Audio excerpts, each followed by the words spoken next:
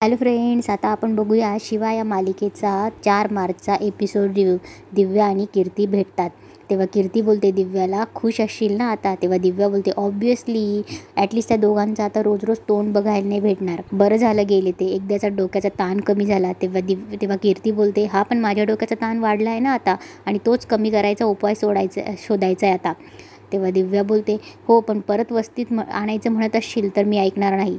तेव्हा कीर्ती बोलते मी असं म्हणाली आहे का? मला फक्त इतकंच म्हणणे, शिवा आणि आशूचं आईसोबत जुळणं हे मला परवडणार नाही आहे, नाही तर देसाईंच्या घरातून माझ्यावर बाहेर पडायची वेळ येईल. तेव्हा दिव्या बोलते आता ते तू तुझं बघून घे, मला यात अडकवू नको, मी आत्ताच सुटली अगं. तेव्हा कीर्ती विचारते चंदनने माफ केलंय का तुला? कीर्ती परत एक डाव रचते आणि दिव्याशी बोलते नाही, माझ्या मते अजूनही त्याने तुला माफ केलं नसेल, राबवत असेल ना तो तुला, आणि अशीच परिस्थिती राहिली तर तुझी नाचक्की होत राहील. तेव्हा दिव्या बोलते तू बरोबर म्हणतीयस, तेच म्हणते. विचार कर, शिवा आणि आशू देसाईंच्या घरात राहता कामा नाही, आणि या गोष्टीवर जेवढा विचार करशील तेवढे पैसे मिळत राहतील. तेव्हा दिव्या बोलते ठीक आहे, करते काहीतरी. इकडे संपदा रॉकीसाठी गिफ्ट आणते आणि ती रॉकीला गिफ्ट देते. तेव्हा रॉकी गिफ्ट ओपन करून बघतो, संपदाने त्याच्यासाठी कॉफी मग आणलेला असतो. तेव्हा रॉकी बोलतो अगं काय गरज होती याची?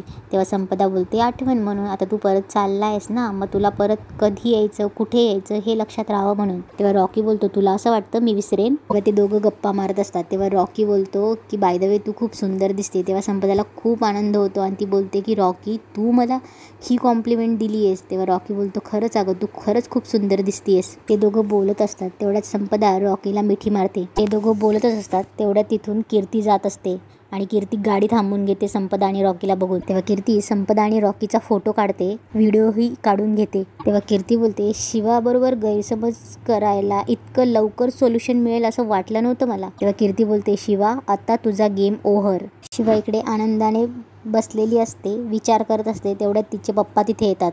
तेव्हा ते तिला बोलतात की शिवा, सूर्याला कितीही झाकून ठेवण्याचा प्रयत्न केला तरी तो आज मावळणार आणि उद्या उगवणारच. सत्यसुद्धा असंच असतं, आज न उद्या बाहेर येतच. शिवा बेटा तू करून दाखवलंस आणि आता सगळ्यांचा तुझ्यावरती विश्वास बसलाय. आता हाच बघू, तुझ्यात ही जिंकण्याची उर्मी आहे ना, ती कमाल आहे बघ. शिवा बोलते पण पप्पा मी ना या सगळ्यात खूप खुश आहे, मला आनंदच वाटतोय, पण दिव्याने हे केलं ना याचं वाईट वाटतंय. तेव्हा तिचे वडील बोलतात की कमाल आहे ना, तुम्ही दोघी लहानपणापासून एकाच घरात वाढल्या मोठ्या झाल्यात, पण ती लहानपणापासून कोणाशी बोलायची नाही, कोणाला द्यायची घ्यायची नाही काही. याउलट तू सगळ्यांवरती किती प्रेम केलंस. मला मान्य आहे तिला जो काही त्रास झाला त्यामुळे तिने सगळं केलं, पण चुकीचं केलंय ना. तेव्हा शिवा बोलते मला आणायचंय तिला बरोबर मार्गावर, पण तिने बदललं पाहिजे ना. तेव्हा तिचे पप्पा बोलतात पण मला विश्वास आहे हे तूच करू शकते. तेव्हा तिचे पप्पा बोलतात ए बेटा उठा आता, आजचा दिवस तुझा आहे, इतक्या दिवसांनी घरी परत आली, सीताईशी छान गप्पा मार, आशू बरोबर तुझा वेळ घालव. तेव्हा तिचे पप्पा बोलतात खुश राहा आणि आनंदी राहा. इकडे कीर्ती आणि सुहास लक्ष्मणकडे येतात. तेव्हा कीर्ती विचारते काका कुठे बाहेर निघालायस का? लक्ष्मण बोलतो अरे नाही, ते मी माझ्या मित्रांना भेटायला चाललोय.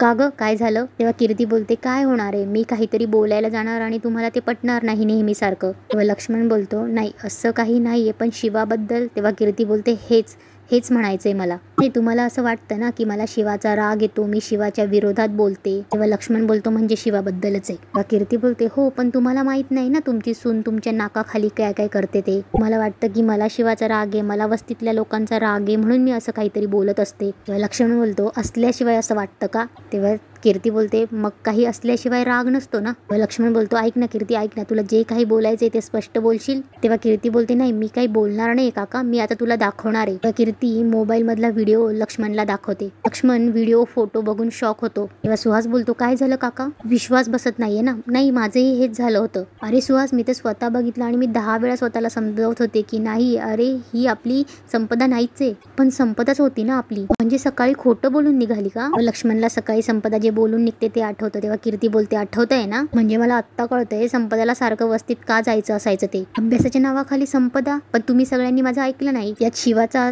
दोष नाही असं वाटते का तुम्हाला? नाही आता त्या मुलीला जाब विचारायलाच हवा. लक्ष्मण बोलतो नाही अजिबात नाही, वहिनीला अजून पूर्ण बरं वाटलेलं नाही, त्यामुळे हा विषय आता नको. त्यात शिवाचा हात आहे की नाही यापेक्षा त्या मुलाला समज कशी द्यायची याचा विचार करायला हवा. कीर्ती बोलते काका एक मिनिट, अजूनही तुला शिवाच बरोबर वाटते का? तेव्हा सुहास बोलता काका म्हणतो ते बरोबरच आहे, आपल्याला त्या मुलाला समज देणं जास्त महत्वाचं आहे. तेव्हा लक्ष्मण बोलतो मी बोलेल त्याच्याशी, मी देईल त्याला समज आणि संपदा यातून बाहेर जाणार नाही, या घरातून त्याची काळजी घेईल मी. तेव्हा सुहास बोलतो काय ना काका, संपदा मला लहान बहिणीसारखी, मी ना हे सगळं प्रकरण हँडल करतो. काय ना मला त्या वस्तीतल्या मुलांची भाषा माहिती आहे, त्यांना त्यांच्याच भाषेत समजावून देणं जास्त गरजेचं आहे. आहेत काही माणसं म्हणजे जी त्याला त्याच्या भाषेत समजवतील. लक्ष्मण बोलतो हा पण सुहास, कीर्ती आपल्याला कुठला राडा नकोय.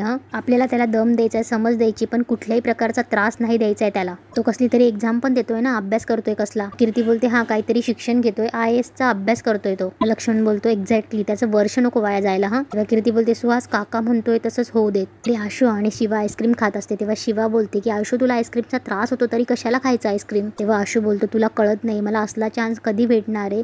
तेव्हा शिवा बोलते कसला चान्स. तेव्हा आशू शिवाच्या तोंडात आईस्क्रीम घालतो आणि बोलतो की बायकोला आईस्क्रीम भरवायचा. शिवा आशूकडे बघते आणि बोलते तुझ्या चेहऱ्यावर खूप दिवसांनी हा आनंद बघते. आशू बोलतो असं काही नाही, गॅरेजमध्ये असताना पण मी खुश होतो, पण इथे आल्यावर जरा तुला माहिती ना मला काय म्हणायचंय. तेव्हा शिवा बोलते मला माहिती आहे, जसं सीताई तुझ्याशिवाय राहू शकत नाही तसं तूही त्यांच्याशिवाय राहू शकत नाही. तेव्हा आशू बोलतो कसं कळतं ना तुला सगळं, माझ्या मनातलं कळतं, म्हणूनच ना माझं तुझ्यावर खूप प्रेम आहे. शिवा लाजते आणि बोलते बस झालं कौतुक, नाहीतर. आशू बोलतो हो लाजली. तेव्हा शिवा बोलते अबे पागल आहे का, मी काय लाजली. तेव्हा आशू शिवाला चिडवत असतो. तेव्हा आशू बोलतो एक गोष्ट तर नक्की आहे, जगातली सगळ्यात सुंदर लाजणारी मुलगी असेल तर ती कोण असेल, ती तू आहेस. आशू आणि शिवा गप्पा मारत असतात, मस्ती करत असतात, तेवढ्यात मागून सीताई येते. सीता तिची मनात बोलत असते. शिवाला आशूमुळे घरात घ्यावं लागलं खरं, पण हे दोघं जरा जास्तच एकमेकात गुरफटले आहेत. तेव्हा कीर्ती आणि सुहास लक्ष्मणला घेऊन येतात, बाजूला उभं करतात. तेव्हा लक्ष्मण घाबरतो की माझी यायची काही गरज होती का. तेव्हा कीर्ती बोलते हे बघ काम तुमचंच आहे आणि जे काही होतंय ना ते तुझ्या समोरच होऊ देत, नंतर उद्या तुम्हीच आम्हाला धारेवर धरणार. मग ती माणसं येतात तेव्हा सुहास त्यांना फोटो दाखवतो आणि बोलतो हा माणूस आहे, याला नीट धमकवायचं. तेव्हा त्यातला गुंड बोलतो काय फक्त धमकवायचं, साहेब 2 ठेवून देऊ का. लक्ष्मण बोलतो नाही काही हात वगैरे लावायचा नाही अजिबातच, त्याला फक्त धमकवायचंय, घाबरला की झालं, माझ्या मुलीपासून लांब राहायला पाहिजे बस, असं हात वगैरे अजिबात लावायचं नाही. हा करतील ना बरोबर. तेव्हा तो गुंड बोलतो कळलं साहेब, फक्त धमकवायचंय ना. तेव्हा सुहास बोलतो काका ते त्यांचं काम बरोबर करतील, ते मास्टर माइंड आहेत. सुहास बोलतो नाही ते काहीतरी वेगळं बोलताय, त्यांची पद्धत वेगळी आहे, असं काही करायचं नाहीये, धमकवायचंय फक्त ओके. तेव्हा सुहास बोलतो मी बोलतो नीट समजावून सांगतो. तेव्हा लक्ष्मण बोलतो हा तुम्ही बोलून घ्या मी जातो. लक्ष्मण गेल्यावर सुहास बोलतो कळलं ना. तेव्हा लक्ष्मण गेल्यावर सुहास बोलतो कळलं ना काम नीट करायचंय. तेव्हा तो गुंड लक्ष्मण गेल्यावर सुहास बोलतो कळलं ना काम नीट करायचंय. तेव्हा तो गुंड बोलतो हात नाही लावायचा ना. तेव्हा सुहास बोलतो हात लावायचा आहे, गोष्ट लक्षात तुमच्या आनंदासाठी यांनीच करायला वाटले तर बिनधास्त तोडा. तो गुंड बोलतो गोष्ट लक्षात ठेवायची, हे काम यांनीच करायला सांगितले असं सांगायचं. पैसे डबल भेटतील. मॅडम मी दुसऱ्या डेंजर आणा. तेव्हा कीर्ती बोलते जर काम नीट केलं तर पैसे डबल भेटतील. दुसऱ्या दिवशी संपदा रॉकी भेटतात, एकदम सुधारला जायला निघतो. बॅटरी बोलतो आणि संपदा लाईफ मध्ये आल्यापासून एकदम सुधारलाय ना तू. बॅटरी आणि सायलेन्सर रॉकी तुझ्या संपदाला चिडवत असतात. तेव्हा ते मस्ती करत असतात, तेवढेच संपदा बोलते बरं रॉकी मी तुझ्यासाठी स्वीट आणलंय. तेवढ्याच सायलेन्सर बोलतो दिली होती ना. तेव्हा बॅटरी शिवाने सुद्धा आशूला ऑफिसला जाताना दही आणि साखर दिली होती ना. तेव्हा बॅटरी संपदा बोलते हे लाड वगैरे काही नाही, ते द्यायचं म्हणजे म्हणून तर किती लाड होती. परत संपदा बोलते लाड वगैरे काही नाही, ते द्यायचं असतं ना म्हणून आणलंय. तेव्हा परत ते दोघं त्यांना चिडवतात आणि इथेच एपिसोड संपतो.